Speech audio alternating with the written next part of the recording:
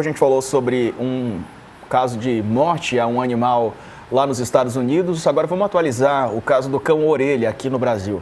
A Polícia Civil de Santa Catarina afirmou não ter encontrado, até o momento, qualquer indício de que os adolescentes investigados pela morte do cão orelha tenham cometido a agressão seguindo desafios da internet. Apesar de nenhum indício do inquérito apontar para o desafio online, a polícia não explicou o que pode ter motivado a agressão até aqui. 4 adolescentes são investigados pelo espancamento do animal na Praia Brava e Florianópolis no começo de janeiro. O terceiro adolescente suspeito do crime foi ouvido pela polícia. Ele voltou de viagem dos Estados Unidos na quinta com outro colega que também é investigado. E a oitiva dele foi confirmada pela Polícia Civil hoje. Quarto e último adolescente que estaria envolvido com o crime vai ser ouvido em breve, segundo a polícia, que não divulgou o local nem o horário para esse depoimento. Ô Paulo, rapidinho aqui, nosso tempo correu, mas é um caso terrível, bárbaro, que a gente está acompanhando agora as consequências, né, e a investigação. É terrível e que vai perpassar pela impunidade, né? Seja porque eles são menores de idade e o ECA protege essas crianças, inclusive saiu uma decisão de um juíza, não lembro exatamente, para que se retirassem as imagens, né, desses adolescentes, né, em função do ECA, que circulam nas redes sociais.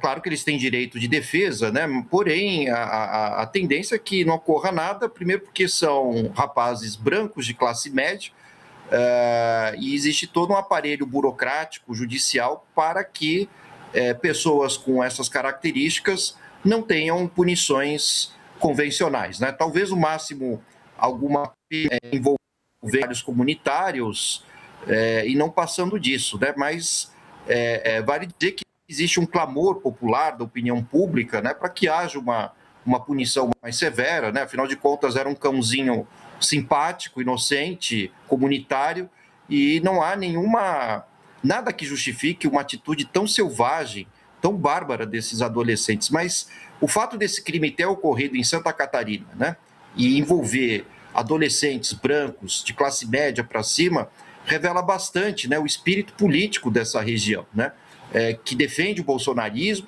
e muitos desses defensores, a gente não pode esquecer disso, são explícitos também defensores da violência, de visões mais autoritárias.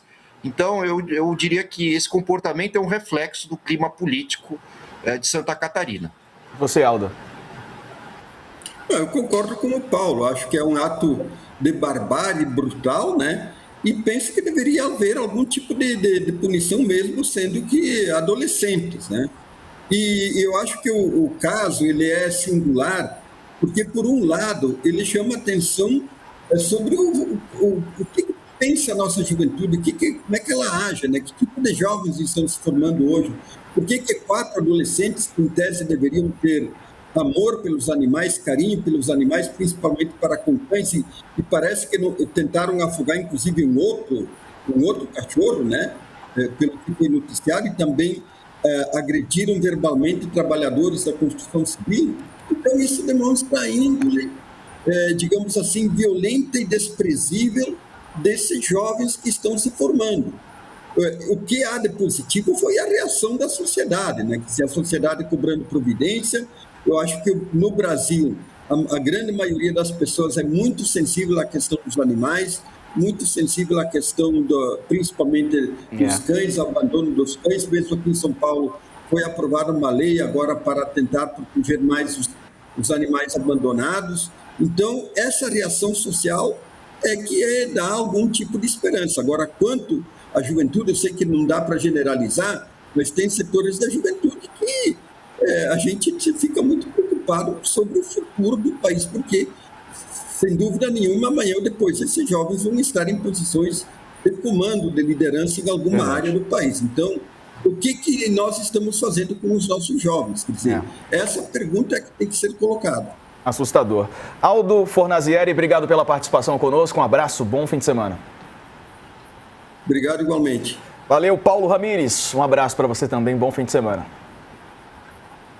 Grande abraço, uma honra fazer parte do programa.